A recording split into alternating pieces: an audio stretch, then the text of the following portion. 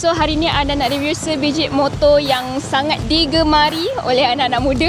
Okay, so ini dia Suzuki SV650.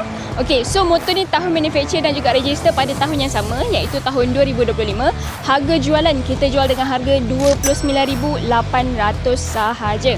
Okay, aksesori yang owner dah tambah, yang ni sporty windshield. Tayar depan ada lagi dalam 80%. Owner dah tambah sekali dengan radiator cover, Evotech body slider, GB Racing engine cover. Eco owner dah tukar kepada yang seksi Eco. So sekarang ni ada belanja sikit bunyi SV650 ni macam mana.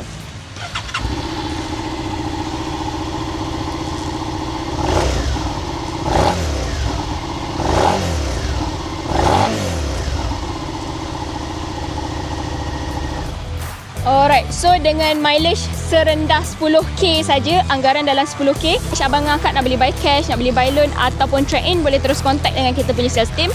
Nanti kita akan insertkan sekali details bulanan untuk motor ni. So saya rasa itu saja, saya Ada Apik Motor World. Bye bye.